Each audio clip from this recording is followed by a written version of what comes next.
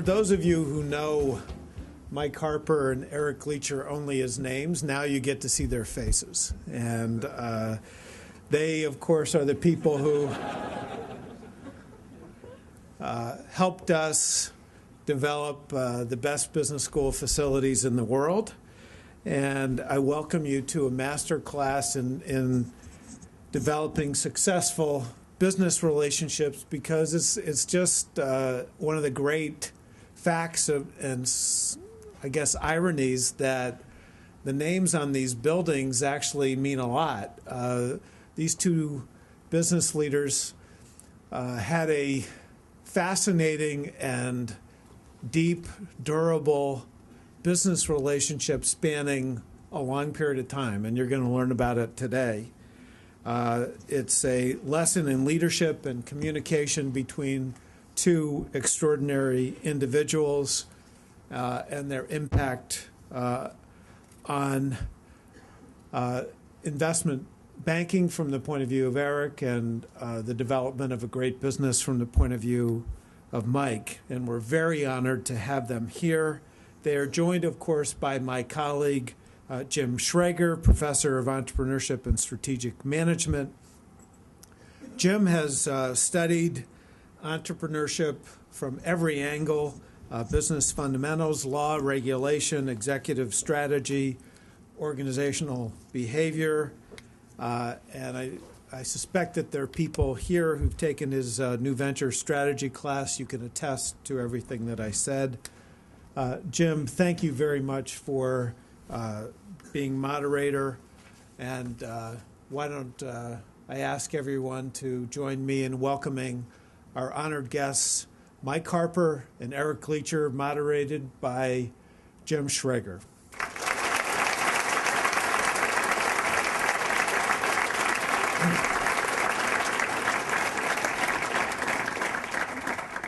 You know, it sometimes doesn't make sense what we remember. I have a vivid memory of sitting in the John and Matilda Dodge lecture hall as an undergraduate, tuning out the economics talk of the day, and deciding what I needed to do at that moment was to interview John Dodge. Now, this was in Michigan, and John Dodge had a business that started when Detroit was the Silicon Valley of the United States. Of course, it exists to this day, the Dodge Car Company, in some sort of form. And I had a bunch of questions to ask John Dodge. I wrote them down. How did you do this? What made it happen? What failures did you have along the way? Now, I didn't know that day that John Dodge was long passed away, so I never had that meeting, but later I would discover my idea was a pretty good one. A man named Anders Ericsson is Herb Simon's most prolific and most important student. Ericsson studies expertise. He noted very early on that Herb Simon mostly studied how experts make decisions. Now, Ericsson figured out that really the reason we're all here is to become more expert in things, and that studying experts was a pretty good idea. Now, along the way, Ericsson has made a lot of interesting insights. Two of them apply to what we're going to do here today. Number one, experts are made, not born. If you want to be like these two guys when you grow up, Ericsson says you can do it. Number two, if you want to be an expert at something, study experts and what they do. Now, the study of expertise by Ericsson has brought together a 900-page book with 100 studies of expertise. All of them have one thing in common. To become an expert, you need to study experts in action. So today, we're going to not only realize my undergraduate daydream, we're all going to get just a little bit smarter in expertise. Now, I'm not going to go into details on exactly where these guys have been, because my questions are going to take us there. Eric, I want to start with you. Take us back to your first job out of Chicago, and tell us if that job gave you the foresight that you'd landed in the right place and you were going to end up with a fantastic career starting in that job. When I never had a job until I left the University of Chicago. I played competitive golf from the time I was 13 all the way through college. I had a golf scholarship, played on a national championship team, and I played golf until I went in the Marine Corps.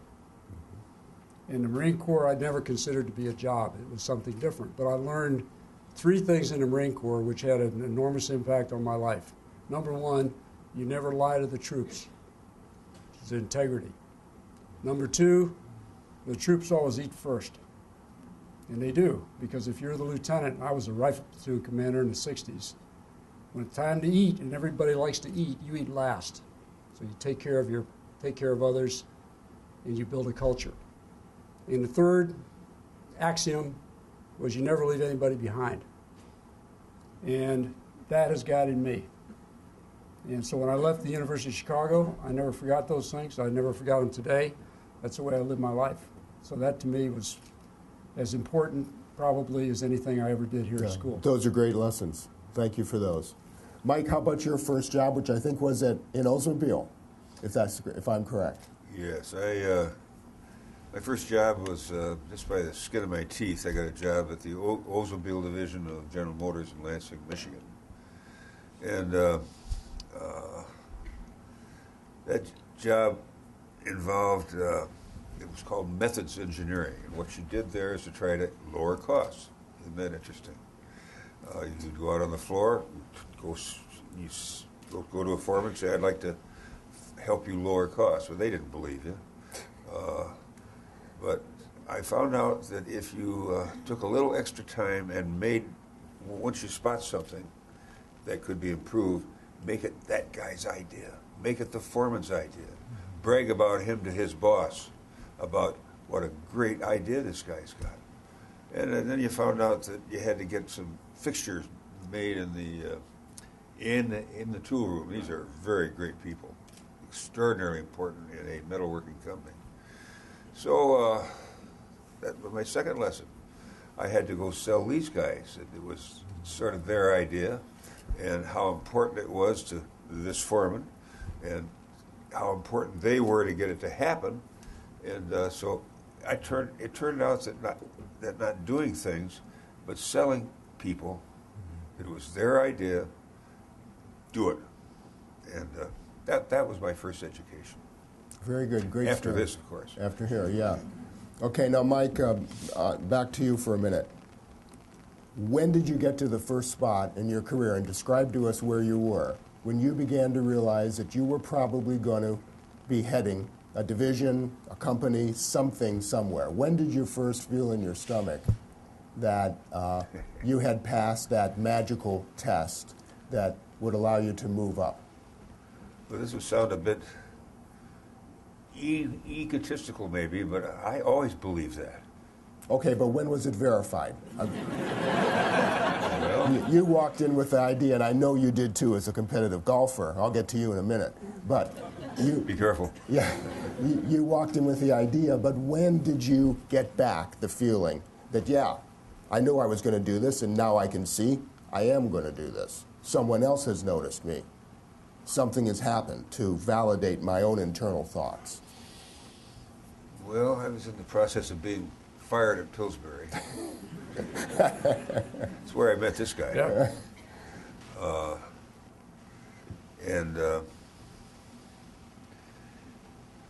I got a job with a company called ConAgra. I'd never heard of it before, although I was in the food business. And they asked me to go with them, and after I sold a chicken company. I couldn't tell which end of the chicken laid the egg, but I ran a chicken company for a while, or the guy that ran it, he reported to me. I was a group vice president. Don't ever let them catch you on that. Group vice president. Sure, that's a great title. It's a great title. Money's not bad, but there's nothing to do. Mary was the only one that really reported to me. Okay, so some background now. So the problem with the group vice president is you're not running a company and you're not running the company. You're not running a division and you're not running a company. Right. You've got guys stuck in the middle where the people at the top yell at you and the people in the division yell at you. So when Eric and I got together, my job was to help sell that chicken company. His job was to help sell that chicken company. I didn't pick him to do that. The current the CEO of Pillsbury at that time picked him. That ought to tell you something about that guy. Seriously, he's one of my very best friends, a guy I respect enormously. There's talent right there, big talent. And he, Okay, but now let's get back. Let's get back. Now, you think I'm wandering a little bit? Yeah, no, it's okay. All right. Tell us what you felt when you first got validated, that your ideas of I'm going to go somewhere, the other guys and ladies started to say, that guy is going to go somewhere. Well, when they make you CEO, that sort of does. Okay, tell us about that. Did you not know till then? No, I did. Okay. No, I mean, did others not make it clear? Did someone pull you aside and say, you know, Mike, we've got our eyes on you? No, nobody did that. I did. I thought I was going to be successful in business. I really believed that. Yeah. Now, I may have been nuts. No, you were accurate, as it turns out. But I think the greatest things that happened to me, maybe twice, is to know when I wasn't going to make it in a given job. And that's true. I certainly learned that at Pillsbury, right? When we were trying to sell that business. But when you get stuck in a hole, you come to realize it, get the hell out of there. Do it carefully, leave. But that's just as important as knowing when you got a good spot. Here's what you got to understand about Mike. We did meet in 1973, and I was hired to sell this poultry business for Pillsbury, which at the time was a large public company. And it was in vogue to sell all the cyclical businesses, and raising chickens is the most cyclical business you can think of. And so Mike was just running it, as he said, or somebody was running for him. So I said to Mike, I think we could sell this business in England. And Mike said, you got to be kidding. And so we sold it in England. And Mike, we got to know each other. And Mike did not like the new CEO at Pillsbury. And he said, I'm going to go do something else. And he called me up about 6 months later, and he said, I'm taking over a company called ConAgra. And I never heard of it either. And he said, I think I may need some investment banking help. He didn't say my help at that point, but he said... Well, we hadn't talked price yet. So I said, well, you know, tell me about it. He said, well, we've got $160 million of debt. He said, we lost $15 million last year, and we're public. We have a total market value of $10 million. And I said, Mike, I'm a brand new partner of Lehman Brothers. And I said, what am I going to tell my boss? You know, how can I spend time on this? He said, I'll send you a check for $25,000, which he did. Well, here's the bottom line. That was what it was. And it was in 3 exciting businesses, which none of you in this room would want to go into. It raised chickens, it distributed animal feed, and it milled wheat. Those were the 3 businesses. Growth businesses. When he retired, high margin. ConAgra's market value was around $12 billion. Okay, so that's Mike. And he knew he could do it. If he didn't think he could do it, and I didn't think he could do it. I didn't think anybody could do it with what he started with, but he did it. Okay, no, that's a great story. Now, Mike, how'd you get that job as CEO? Or did you start lower, as exec VP or somewhere along the way? I was introduced to a fellow who was the influential director in that company. And he says, you come down here and you work for maybe a year. And if you're any good, I'll make you CEO. And he said, and if you aren't, you'll know it. So Bob Doherty, you remember him? Yeah, sure. So Bob So the year went by. What did you do in that year? Did they give you something to turn around? Did you I was chief operating officer. Okay, okay. What did you achieve in that year? He hired me, for one thing. Okay, that's a big achievement right there. So shrewd judgment right there. No, the guy that was running the company was sort of a dud. I was chief operating officer, so we got things done. That's what COOs do, and we got a hell of a lot done.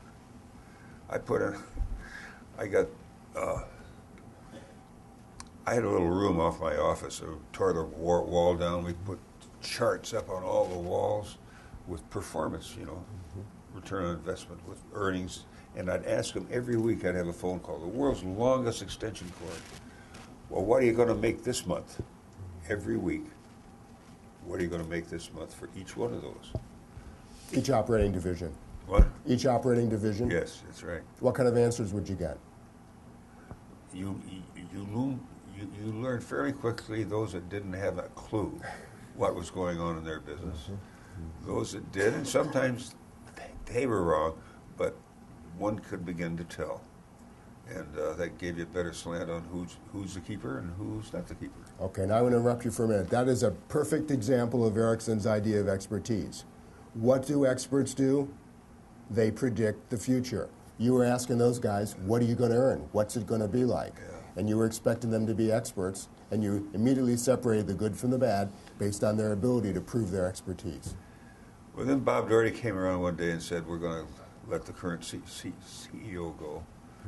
Mary Robbins, who's here today, this was in '74, something like that. She was the secretary to that CEO, and so Bob said, we'd like you to take a run at that job.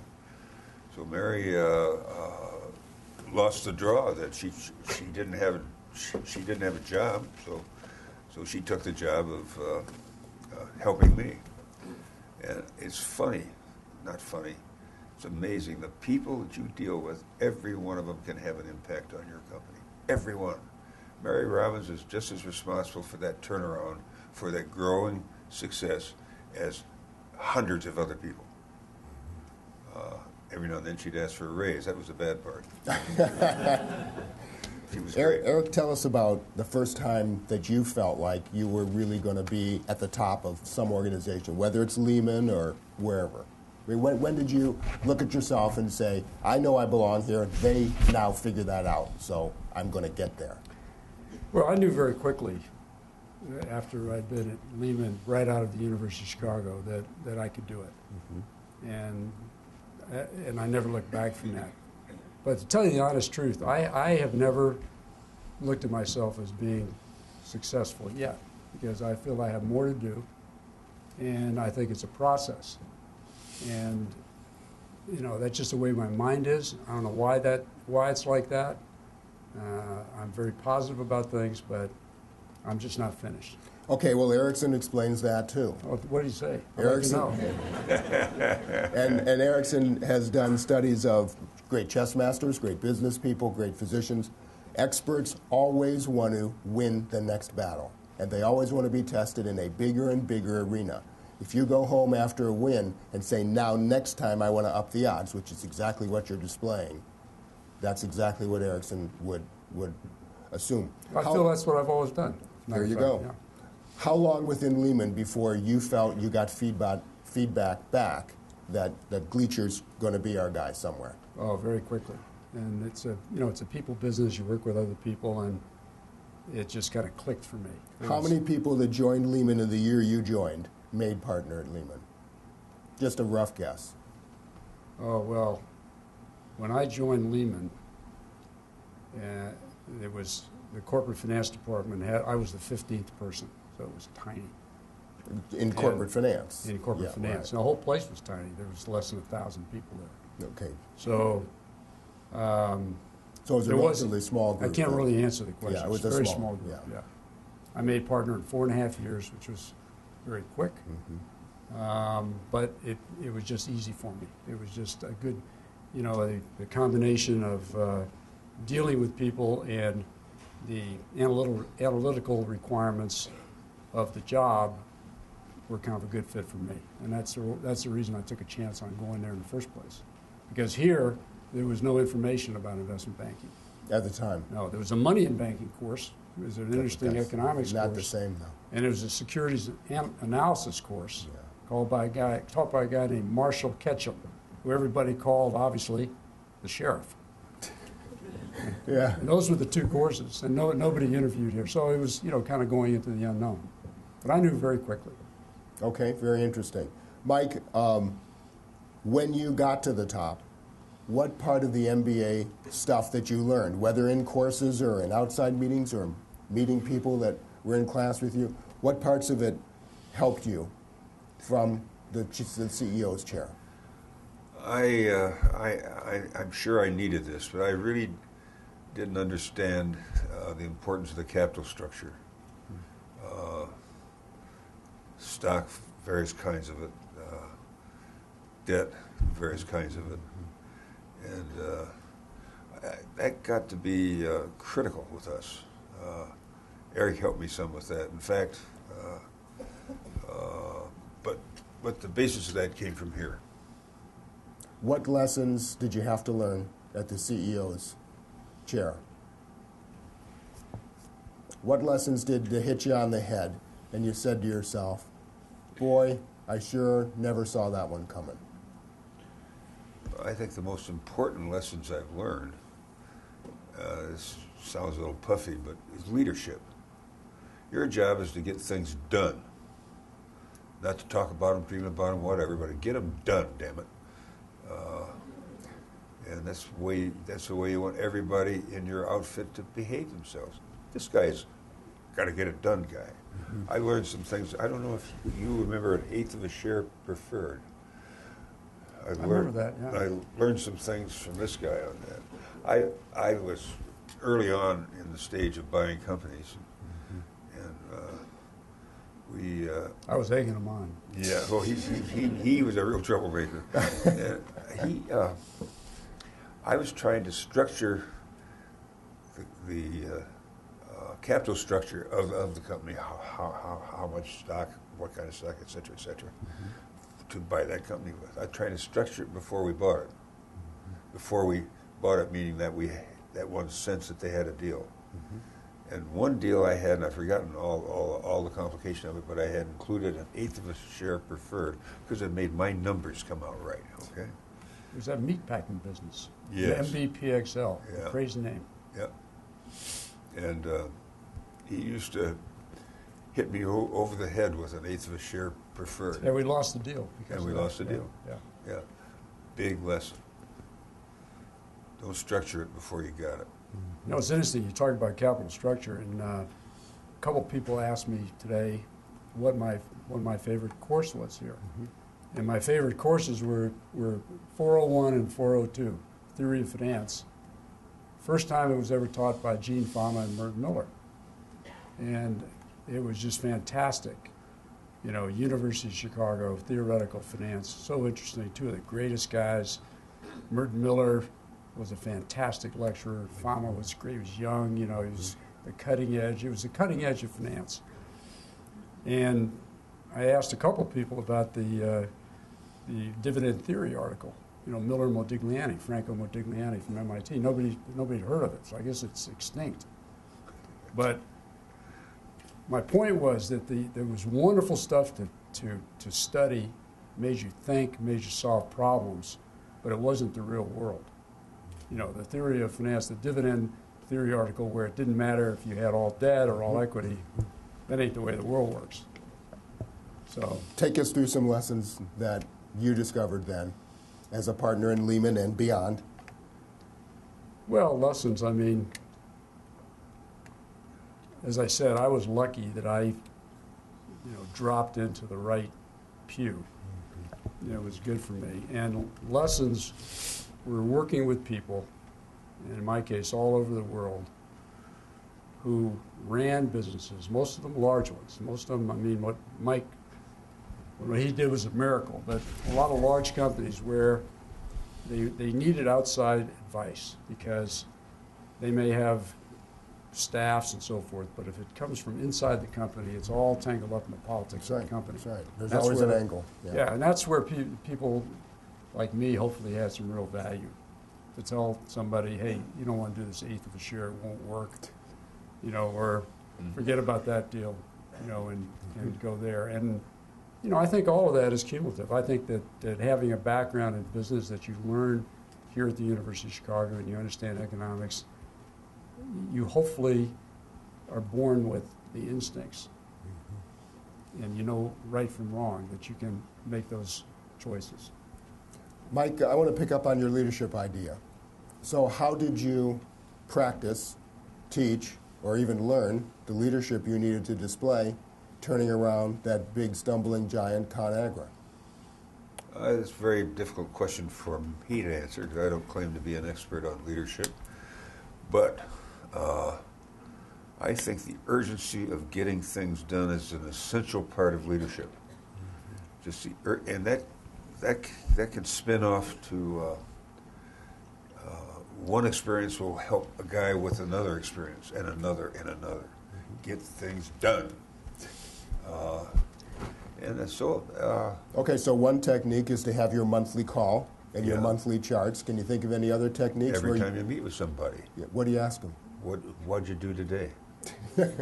How much money did you make today? What'd you do today that's going to make us some money next month, next year? You try to vary it, of course, so you don't have them falling asleep on you, and you speak in a little louder voice each time. Each time. Mike would have been a hero to Ayn Rand, or Ayn Rand, however you pronounce it, because he's the essence of capitalism. Mike is a leader, I think. First of all, he is very smart. He was an engineering student at Purdue, and way back then he came here and got an MBA, which I don't think many people did back in the dark ages, right? What do you mean? He's a very bright guy, but when I think of Mike, I think about how aggressive and particularly how decisive he was making business decisions. And I see decisiveness as being a scarce commodity in what I do, or looking at politicians, a lot of things in many walks of life. And you may not be right every time, you won't be right every time, but boy, if you can be decisive, and like he says, let's get it done, you can move forward. Not many people are good at that. Okay, I'm going to ask you a question about that in a minute. Mike, tell us about a big decision that changed the course of ConAgra. Just tell us a story where you pulled the trigger, maybe under lots of uncertainty, which would be typical. Well, we bought a number of companies. Eric was involved in most of those. Beatrice was a big deal. I remember that. Tell him about that with the tax problem, and that was a classic deal. And KKR was the owner, so to speak. And I'd heard of these guys in New York. So Henry Kravitz, who I have an enormous amount of respect for, was the decision maker along with with Roberts. And he said, well, we're going to, since you were going to include some stock in this, I had to. He'd have been bankrupt if I didn't. But since you're going to include some common stock in this, not an eighth of a share, preferred, then we're going to put a couple people on your board. KKR? Put a couple people on your board? God almighty. And I'm sure I discussed this with you. I don't remember the specifics of it. But that was sort of a scary time for me, because that was probably the way they could get inside and take over our company. Mm-hmm. After you turn it around. Yeah. They didn't. Their ethics, their moves were honorable. Mm-hmm. They were super people. I didn't trust that situation completely to start with. That's why it was a difficult decision. So what do you end up deciding? To do it. Do it, but not have them on your board. No. Negotiated them out of that. Tough negotiation? No. They stayed on that board. Mm-hmm. Our board. Yeah, they went on the board. Oh, I'm sorry, they did go on the board. Yeah, The deal, this was a $3.2 billion deal 20 years ago. So that was a big deal. It's a right? huge deal. It was, by the way, the first deal that my company did after I left Morgan Stanley. And I had done lots of business, and I still do, with KKR. And so Mike was exactly what he said. And it was ConAgra by that time had come a long way. But he couldn't. Give us some background on what KKR was selling. Successful, not successful, good deal for them, losing their shirts. They had bought Beatrice Foods, which was headquartered here in Chicago, and they'd sold off parts of it. But they had a big consumer products part left that fit perfectly with ConAgra's business. It was probably the best business fit of any deal we did over the period. I thought every one of them were great.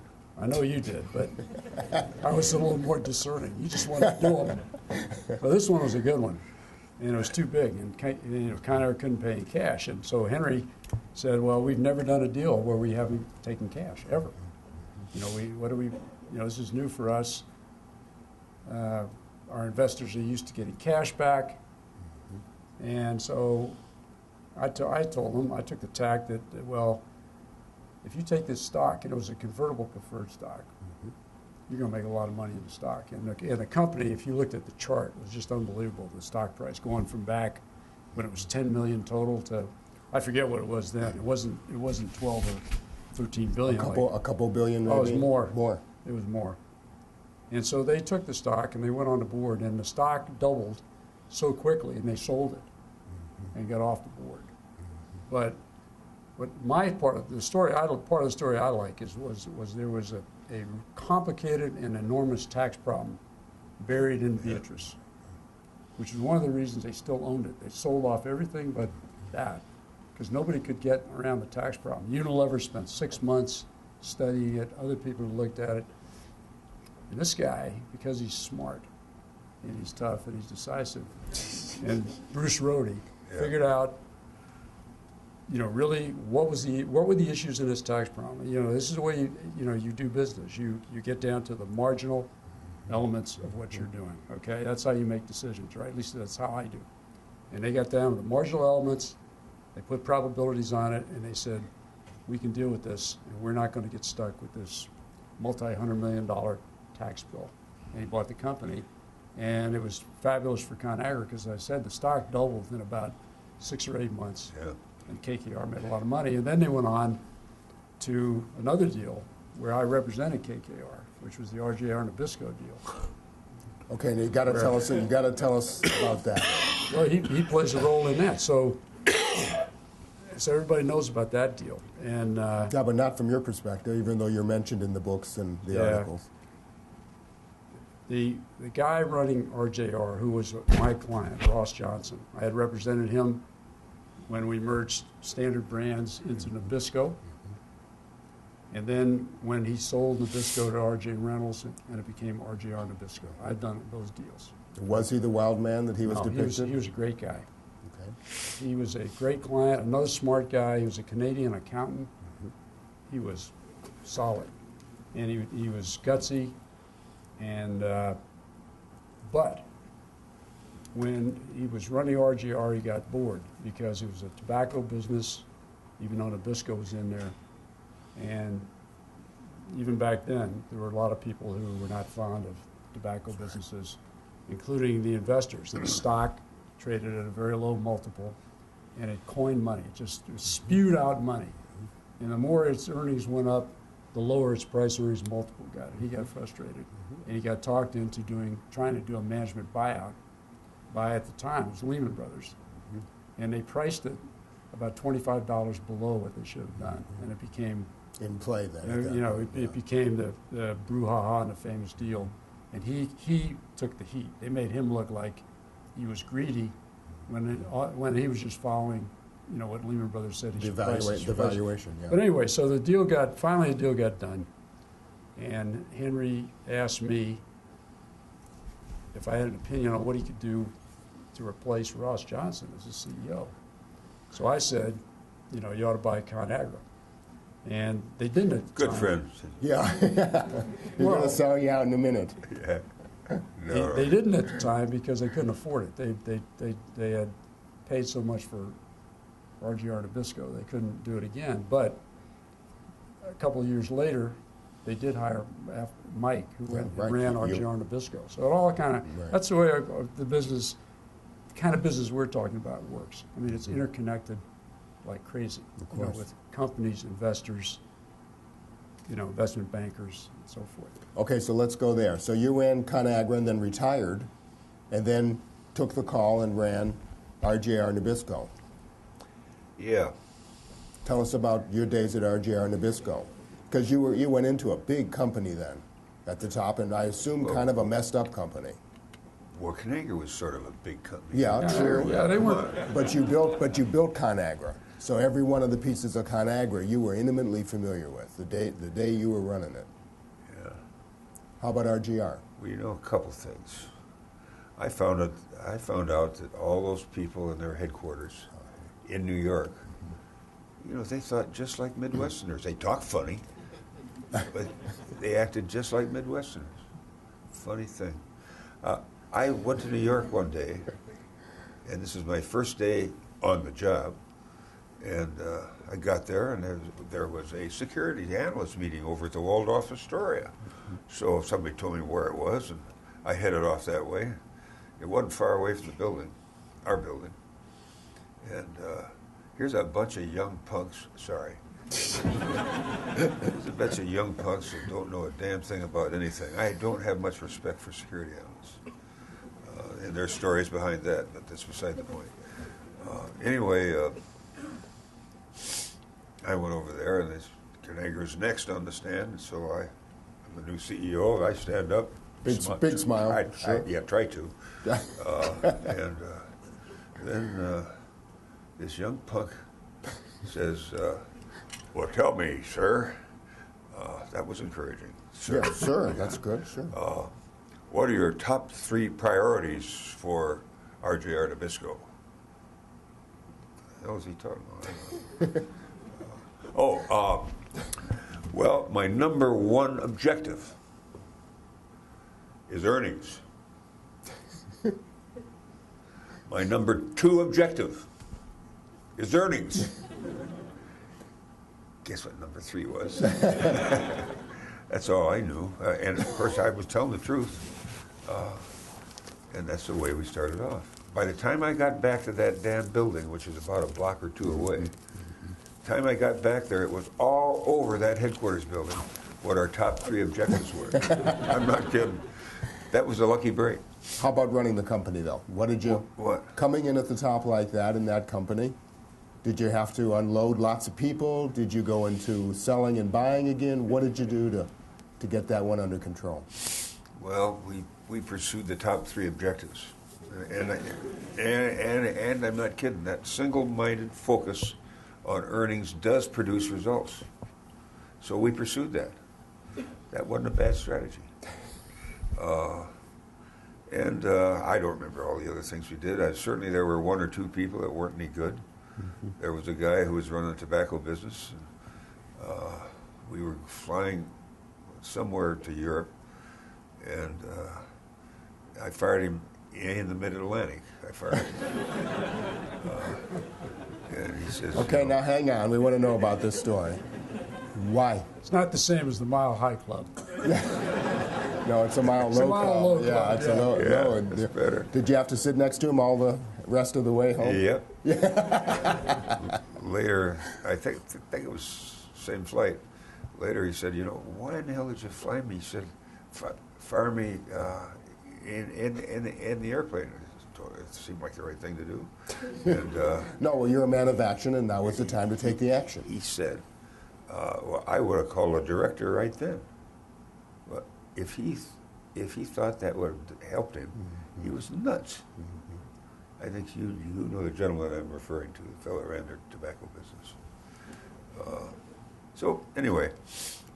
Before the airplane flights, did you decide you're going to fire this guy halfway across the Mid-Atlantic? You'd not made that decision. The question is when you break it. Okay, you're just waiting for the right moment. Yeah. Did you do it nice and easy to him? Was he smiling when you were done with him? Well, he was happy as a clam. No, he didn't like that, but so be it. You can't please everybody. Yeah, of course. And there was another guy in that tobacco business that we promoted before then, and then we promoted him into that job, and he's done a fabulous job. This guy was egocentric or something. Mm-hmm. Mike, I want you to take us to a decision that one of the following 3 items made a difference. Okay, they're the 3 items we look at. Number 1, a special idea that you had. Or number 2, just management, doing the right thing. Or number 3, maybe some luck. Well, I certainly had a lot of the latter. I brought this along, not knowing whether I was going to mention it or not. This is a brown book. When I was first made CEO of Conagra 100 years ago. Approximately. Approximately, yeah. Don't want to exaggerate. I got this crazy idea. I don't know where I got it. Obviously stole it from somebody. I'm going to write a white paper. And I'm going to write down on paper what kind of a company I want to build. Well, naturally, that takes you to things like what kind of trendline earnings do you want to produce? Knowing full well in these businesses you can't have stair-step earnings, which is what analysts like, but they're wrong. We can prove the history of Conagra on that in terms of wealth of the shareholders. And by the way, I want to brag about that group of people. They did a hell of a job. Mm-hmm. There's another guy in Omaha. I think his name is Warren Buffett. And if you compare Conagra's stock value, because we did a lot of stock splits, but so you could never see dollars per share climbing. But if you adjust for stock splits, we made our shareholders more money in that period than Buffett did. Fantastic. I'm proud of that. Fantastic. Yeah. I don't blame you. Yeah. And so were a whole lot of other people. Well, anyway. Now, do you have this here? Yeah. Let me tell you what was in there outside of the financial targets. Mm-hmm. And obviously, these weren't going to become targets. They're going to become commitments. And you need to go through a commitment process, so to speak. But this is the damnedest thing you've ever seen. Give me a minute on this. Sure. Is my picture in there? On the back page here somewhere. But this damn thing,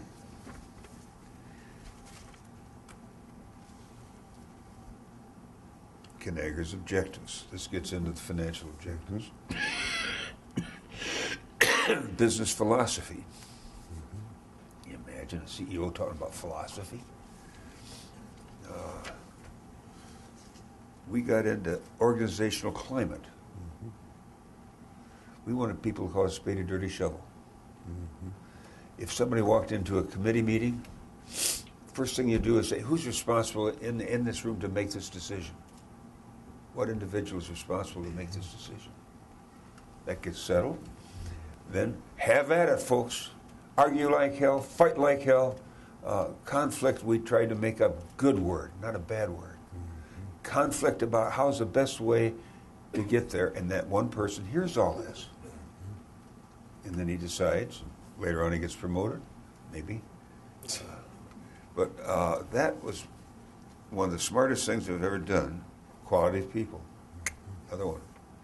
Organization of the company. That's where we came up with what we call the IOC concept, independent operating companies. Right. Where we had more presidents than banks had vice presidents. Yeah, but they all ran their businesses, right? They ran their businesses. We controlled the capital. Yeah, right. The corporation controlled the capital. And, you know, the saddest part of that whole story, that book was worth its weight in gold. We talked to all sorts of people from plant managers on up, etc. What in the hell would you name something like this, huh? We got the white paper printed up in a brown book. Mm-hmm. What the hell would you call it? We call it Conagra Philosophy. What a hell of a name for a plan for a company. Mm-hmm. But that's what it was. And as Mary Robbins will vouch for, that made a big difference in that company. Really did. Thanks, Mike.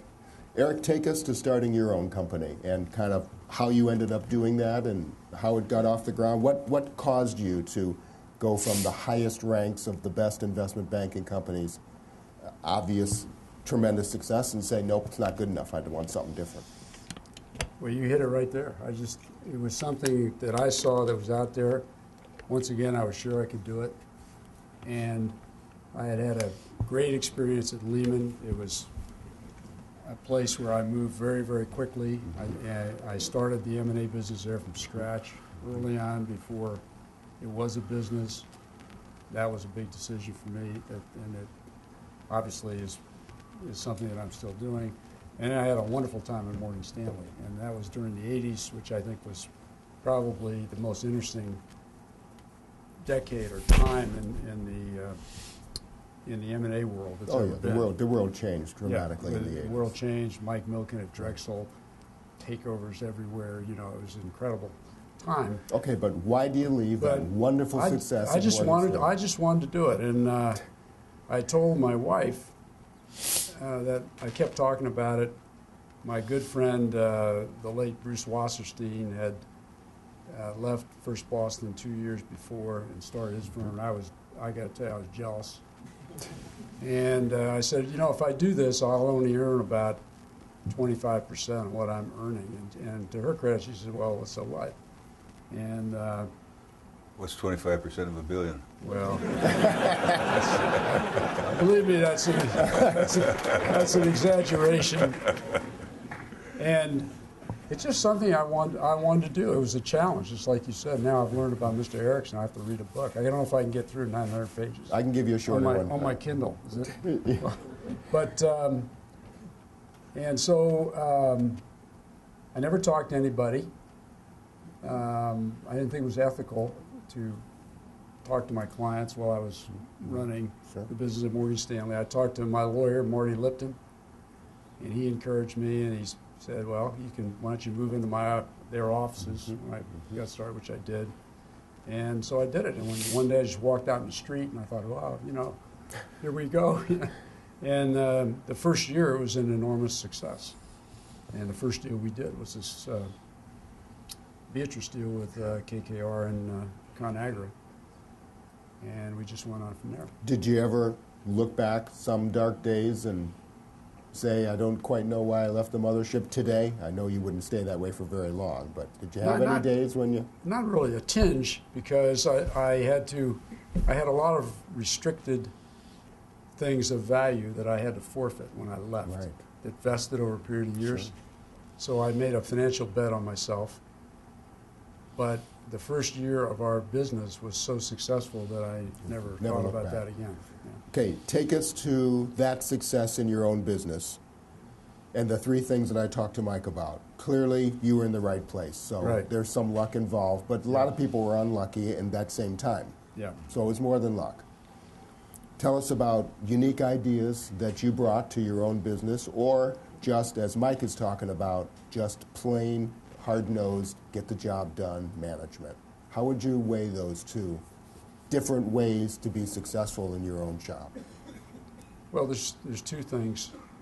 One, you know, the ability to work with companies and to conceive of business that's helpful to them, where you're also benefited by it. That's a skill. And the other skill, I think, is attracting and motivating people in a way where they grow as rapidly as possible. That's the beauty.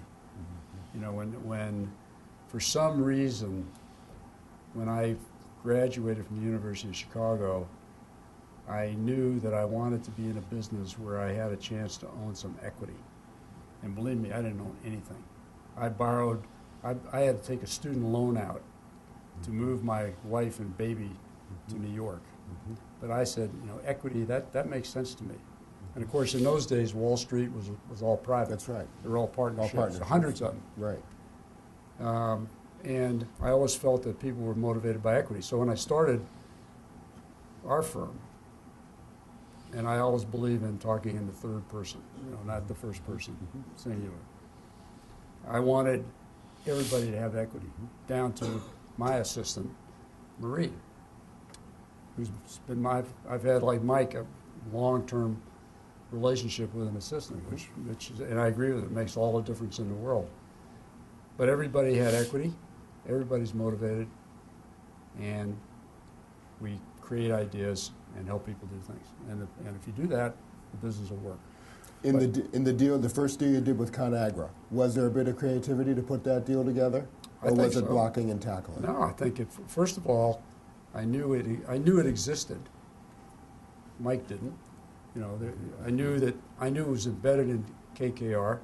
I knew there was a significant hurdle, which was his tax problem, and I knew it was a great fit for him. And I thought he was the kind of guy that could either he would figure it out, or it was not, you know, it was not able to be figured out. So to me, that's creativity. Yeah, it's not the same as painting a picture. Nope. But it's creativity in terms of the financial landscape of business and how it's done. Okay, so let's go on that. People aren't telling you what to do. I mean, you're not sitting there waiting for the phone to ring. You know, you're thinking about things like that, and that's the creativity part. The other creativity part, and the one I actually enjoy the most, were the takeovers in the 80s and the tactical challenges of doing it. You know, I did Union Carbide, I did Texaco, I did Gillette, all of which Milken and Drexel went after, and we saved each company. And to me, those were by far the most interesting things I'd ever done in business. Yeah, well, the whole legal platform was changing right under your feet. Everything's changing, right, and you're playing for huge amounts of money. But let me tell you, it goes back to integrity and doing it right and not cutting corners, and you know, playing the game very hard, really hard, but playing it fair. Would you have deals that would walk into the front door that you'd cook up and you'd later take a look at it before it was done and say, you know, that just doesn't make sense. I can't put it together. Yeah, I'm sure we had lots of examples of that together. I mean, you don't have a long-term relationship with somebody unless he knows you're going to tell him exactly what you think, whether it's right or wrong. And I know you've always said that about me, that you trusted me to tell you exactly what I believe. Damn right. Maybe I'd be wrong, but you knew, you know, that's what it meant, and that's part of the integrity. Mike, what kind of advice you got? All these MBA students right here are going to have a first job. You ended up at Oldsmobile on the factory floor, which sounds great to me, but not many of these people agree with me. What kind of advice would you give these people for a first job? This is going to really sound dumb. Get a job. That's what I would have said. Get one. And once you got a job, be better at it than anybody else in that company or field. Be better at it. I think my mom once taught me when I had a job at 16. You work harder at that job than the guy next to you. Harder evidently means better, but to her it was harder. No, it's get a job and be the best damn whatever in that organization. Be the best. How do you measure that? You'll figure that out. Make more money for your company. That's why you're there, if you're in a company. Okay, but do you have any industry or job types that you would particularly? No, none. None. I would go into any kind of a business that was a reasonably ethical business. There's something I could think of that wouldn't be. But how did you end up in the Oldsmobile division of General Motors? Now, people who didn't live around that time, in the 50s, being in one of the big car companies was an ultimate job. Many people who I've interviewed who've been in very high places tell me if they didn't get into the car company, they had to go somewhere else instead. So how did you end up in Oldsmobile? Was that number one on your list, or did you bounce around and look at other things? Oh, I looked all over. Because my number one priority, as these folks will vouch for, is to get a job when you come out. Okay. That's the number one priority. So I finally, I grew up in that little town of Lansing, Michigan. And through a mutual friend, got a meeting with the vice president of personnel in the Oldsmobile division of General Motors. And that guy, he said, "What do you want to do what do you want to be doing? He's something like you. He said, how do you want to be doing when you're, 20 years from now? And I said, without missing a beat, I want to be CEO of General Motors. Young, tall, skinny kid. I was skinny then. Tall, skinny kid. I could just see him when he went home that night, and he had a martini. He and his wife died laughing. Oh, I'll be CEO of General Motors. Jeez Louise. But I did want to be CEO of General Motors, and that's why I left them after 5 years. There was no movement. No movement. But in those days, General Motors was a great company to be involved with. You know, I still think they're a great company despite their ownership. Despite their ownership. Well, they've got a great CEO. He's a guy like Mike. Yes, this new CEO looks very interesting. Very similar to Mike. Well, I'd like to add one thing. One thing I really believe, and I have a big family. I have 6 kids. I've told each one of them this multiple times, and that is, if you're lucky enough, if you're blessed to be able to do something and have a chance at achieving excellence, then you should pursue it to the fullest of your ability, no matter what it is. No matter what it is. That's a blessing if you have that. And everybody has a little bit of that some way, somehow. And that's what Mike is saying when you get your job. And right now, get a job. But when you get in there, figure out how you can be the best and pursue excellence. Okay, but how about ideas about different areas to think? Would you talk to people about investment banking today? Sure, investment banking, it doesn't sound very good right now when you read the newspapers, but it's an extremely dynamic business. It's an extremely dynamic industry.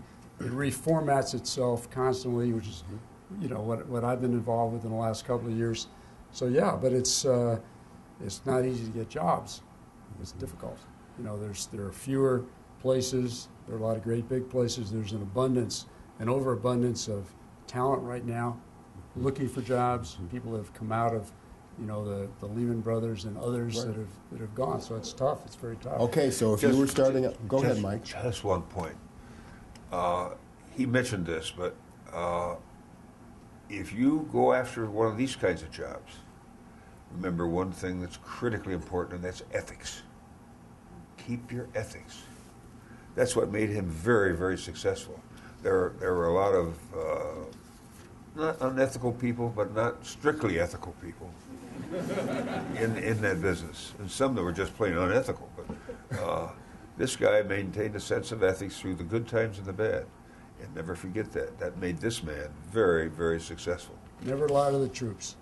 Oh, yeah, way back when. Yeah. Okay, so Eric, for someone who sees your path and wants to try to take a step on it, given how tough the job market is, suggestions? Well, first, try as hard as you can. Yeah, of course, try. And then you have to assess your alternatives. I mean, this is the elite.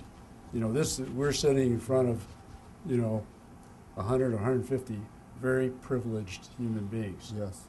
They're amongst the brightest. I continue to believe, the top business education in the world. They're going to figure out what they're going to do. But it's going to be governed by exogenous variables. In the state of the market That's today. one of the words I learned here. I like that. That's a good one. Yeah, that's a good one. And you just got to do the best you can. And times change. Back when I was graduating or getting out of the service, there were jobs everywhere. Right now, if you're 21 or 22, a college graduate with a 3.9 from Harvard, you probably can't get a job unless you have a connection. So we are dealing, in a tough time. But just get started somewhere. Okay, is there another field that would lead someone to end up in investment banking? Well, I consider myself to be an entrepreneur. Kind of a combination, a hybrid. Sure. Hybrid's a contemporary word. I did it for 2 of the biggest entities, and then I did it myself, in a big way in a very small entity.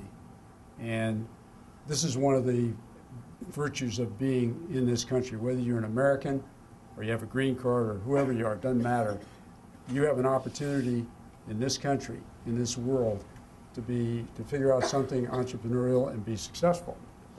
And this is a great time to think that way. And I gather from conversations I've had with some of the students that the course over the years has changed here, and there are many kind of entrepreneurial classes you can take, which were zero when I was here. Yes. So if it's a hard time and you can't get the right job on Wall Street, if that's what you want to do something entrepreneurial. You'll learn something no matter what you do. You'll challenge yourself. You'll search for the excellence. And you know what? The world will change. And there'll be a different period, and you've got that Chicago MBA, and you'll get your job where you want it eventually. Very interesting advice. Well, I want to conclude with a couple special thanks today. I first of all want to thank Eric Gleacher for enabling our fabulous state-of-the-art downtown center, which is home not only to us, but that little place downtown? Yeah, I'm going to... You know, I've always... See, that's Mike. I've said to Mike how this building is by far the superior building. And it really is. I mean, this is an incredible place. Okay, now for Mike Harper. Mike always kind of beats down on me. But. Oh, yeah. Oh, my. Mike Harper for enabling what has been said by others to be the best business school facility in the world, totally appropriately here at the University of Chicago, with one of the great business schools on everyone's list, one of the great medical schools on everyone's list, one of the great law schools on everyone's list, and on and on. Mike, thank you very much. Thank you. I'll say one thing, though. Mike did say something to me once, and it's very meaningful to me, and that was the fact that I made my gift influenced him to make his. You remember saying that, or did you deny it? Well, I don't know where to go with that question. No, that's true, of course. That's true. So I would pass that on to you, and just remember, when it's your turn, do it, and hopefully you'll influence somebody else. Yeah, actually, Can I add one comment? Sure, go here? ahead. Because this seems to be the right time. I just want to thank one guy here who's done one hell of a job to make your futures a lot brighter, and a lot of people that are currently involved in building businesses, and that's your dean. He's a super man. I hate to see him go.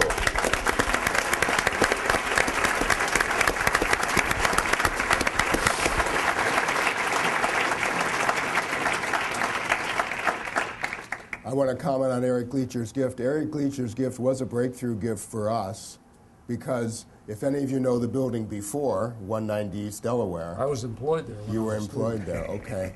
I'm going to say very nicely it was a tired old building. The week we moved over from 190 East Delaware, notice it did not have a donor's name on it because no donor with any self-respect would ever put their name on that building. We moved 50 years in facilities thanks to Eric. And when Eric stepped up and put that name on the building, that was a real big event for us. Thanks, Eric, for that. Thank you. Troublemaker. Well, it's very symbolic today that we have these two donors here, one from investment banking, which, of course, as you know, through the years, we've sent many, many graduates on to the highest ranks, but also that guy sitting over there on the end in general management, which, while we are not as famous for that, we take great pride, in fact, at our Chicago MBAs who go on to do entrepreneurial and general management things as Mike Harper has done. So thank you for enjoying my undergraduate daydream with me today, and we're delighted to have had this time to visit with these two guys. Thanks. Thank you. Good job. Yeah, very good. Hot pockets, as always. Let's go, guys.